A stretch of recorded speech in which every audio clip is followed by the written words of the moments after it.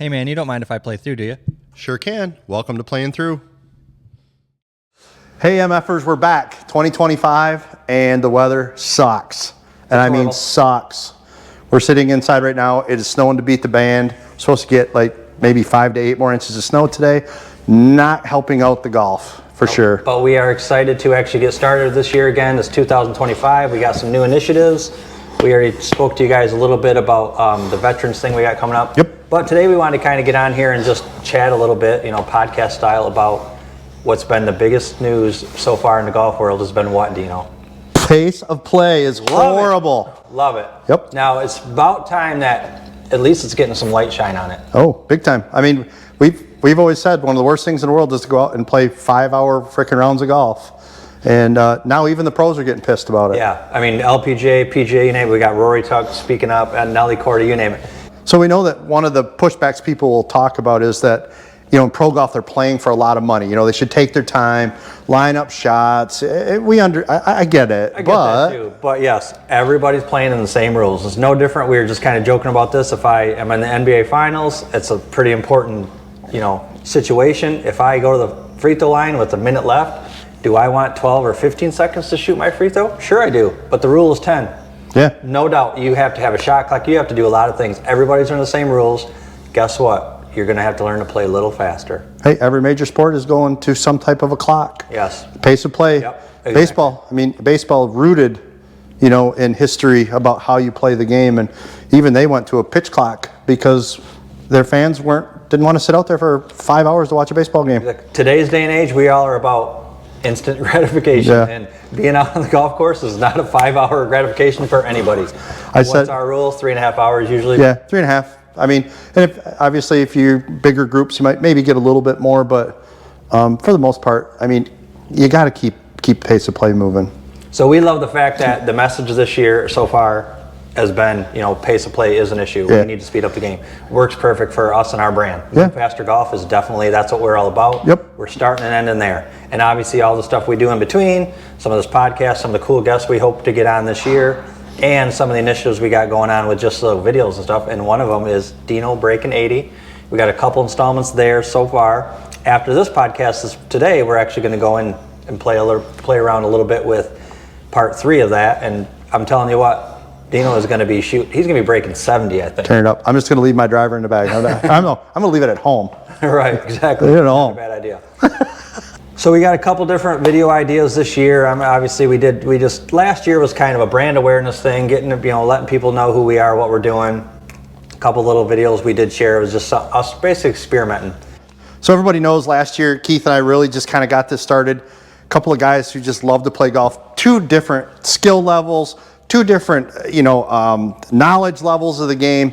But, just getting some education out there a little bit, showing how, anybody can play the game. Pace, we talk about that all the time. Pace. Yeah, pace, keep moving. You can play bad, just play fast. Yep. So a couple of the other things, we've always talked about is it went from kind of a thought to, well, maybe kind of a hobby to, hey man, I think we can do something and kind of have fun with this. So, last year we were just getting our name out there, kind of getting some podcasts out, doing some stuff, little educational stuff. Had some phenomenal people come on last year with us and looking to doing some really cool stuff again this year. And a lot of people reach out and want to get involved in certain things we had going, which is awesome. And then, getting out and playing more and showing you guys what we do, as a group, because we do have a group of us that play quite a bit together and have a lot of fun playing golf. So hoping to get a lot more on the course kinds of content too this next year. So really looking to expand it. If you got ideas, shoot us a note. Definitely shoot us some comments, shoot us some ideas. It's funny too, we got, like Dino said, with our skill level, I mean, obviously I do golf instruction too, and we kind of kid around about like our audiences, it might be some weekend warriors to whatever. It's like, that's why we actually want to show people that the actual differences we have in our game. Dino might be struggling with something else, and I see it on a daily basis almost in instruction. So when we point things out and we run things off each other, it's just kind of nice to actually kind of show you guys of the exaggerations we work on, or whatever we might be working on or discussing. Yeah. So that's fun. And again, a lot of the stuff you see Keith do or working with me, this, again, guys, I was, I don't know, what was I probably when we started? I mean, As far as handicap level? Or just yeah, weight? probably. 16, 18, 20? Yeah, I would say so. Probably, 18, yeah. 20, I would bet, somewhere in there. And you know our series right now is Dino breaking 80, and the first thing we're tackling is him with a big steep move that most people deal with, hits that little cut. And what's funny is the very first, and for any of you guys that might not know numbers, but Dino used to come with the very first time we got together on the simulator and just looked at data and numbers. His numbers, I won't even go into the numbers details wise, but they were pretty extremely bad from certain, and we both agreed that hour, 2 hours we were working, I was like, we're not chasing a certain, number that we're gonna, we just want to cut certain numbers in half with some improvement and some exaggerations. We can talk numbers. I was a 7 to 8 outside in path to, when we were done the other day. At the ball. And I was a scoopy, my angle of attack was a positive number. We need to hit down on the ball. Dino's was positive. And I said to him, we both agreed, from a 7 left path, if we could get that down to 3 or 4, and also if our negative path, it doesn't have to be negative, but if we can go from 2 or 3 up to at least neutral. And okay, so there goes our friend Dan. He literally, one of the best golf swings we know. He was in there grinding just now, and what did he say to us before we even left the simulator room? I'm working on my new golf swing. So, yeah, we all want a new swing. We all want new moves.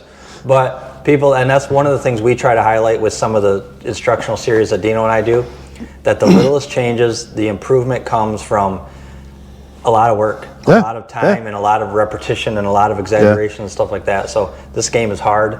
It's like, but we kind of, our joke is, doesn't matter how hard it is, how bad you are, how good you are, you can always play faster and again, good players can play fast. Bad players, you should play faster. Exactly. Right. We have another friend of ours tells us all the time, they sell you golf balls by the dozen for why? Yeah, exactly. Because they know you're going to lose them. Yep, exactly. So we just wanted to get on here and kind of give you guys an update of what's coming in 2025. And I know we just kind of discussed here like a month ago a little bit, but. So we had this little discussion at the beginning about some of the exciting stuff we have. Obviously a lot more we're trying to get going this year. We've been a little slouchy, we'll admit that. A lot been going on. So really excited about our year, really working hard on our vets outing stuff. Can't wait to talk a little bit more about that. We're trying to get some things finalized here, and then we can kind of start putting some stuff out, because we're going to be looking for vets coming up here in the near future, and not just a few vets this year. We're looking to maybe bump that up a little bit compared to last year. So, and we're looking, stay tuned. Yeah, we got some cool stuff working there. Can't wait to start putting that stuff out. And more content. Keith and I have talked about this. Last year, we kind of got the impression we really wanted to do more of this, but just experimenting, really, just trying to see what we had time to do, what our schedules aligned, and everything else. So, and the nice thing is, when I get to go with Keith, I'm very fortunate to have not only a friend that's that teaches, but a guy that's always looking to help out. Like there's days he just comes over and he'll just make a comment to me, because he sees that little thing, and so a comment like take 2 weeks off and quit. That's the one. But other than that, sometimes I try to help too.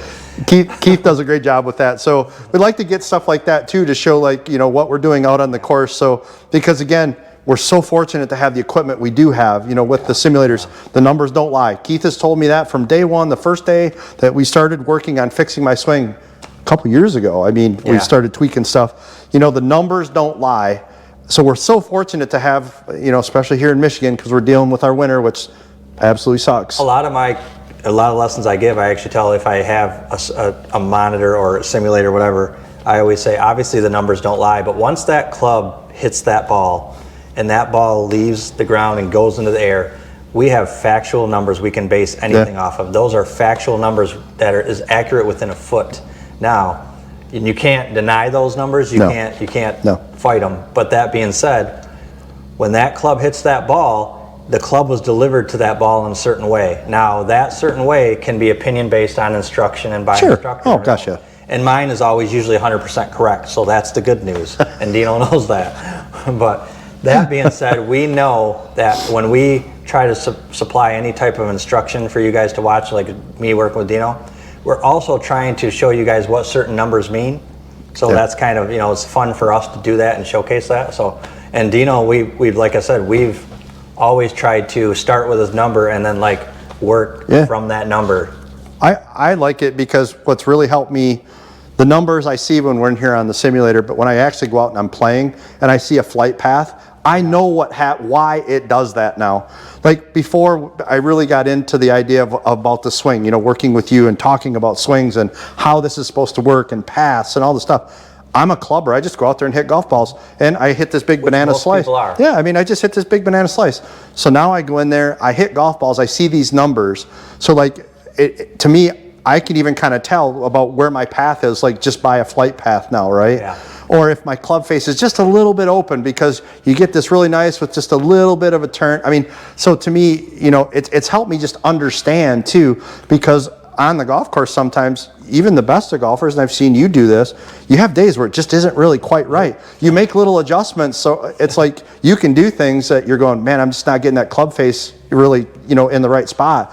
Maybe you just strengthen your grip just a little bit, right, to help it that little bit out on the course that day. So just that kind of stuff to me has been really nice, because I just have a better understanding of what's happening when I swing. Now, with that being said, it doesn't always work the best for me, but For any of us. I know, but I really like that now, you know, that I can understand what's happening when I swing a golf club. You know, I can feel, and you even see now, like I can tell you, I'll hit a ball and tell you, oh, that one's bad. Yep. I mean, I can, where before, feel it, shit, yeah. they were all bad. I just hit the ball and it was all bad. They weren't all bad, just most bad. So anyway, yeah, we just want to get on to recap that, let you guys kind of know where we've been, what we're doing, well, hopefully what we got coming up. So we'll try to cut this off because we've already been rambling probably too much. Yeah. But stay What's tuned. that it's for? Yeah, exactly. Stay tuned, guys. Welcome back, and hopefully you'll see a lot more of us here very soon, and different videos coming your way. Like us, support us, guys. A lot more cool stuff this year. Really hope to expand it out and make it even more and more fun. If you got ideas for us, let us know. Shoot us in the comments. Let us know. Later, MF'ers. Bye. See ya.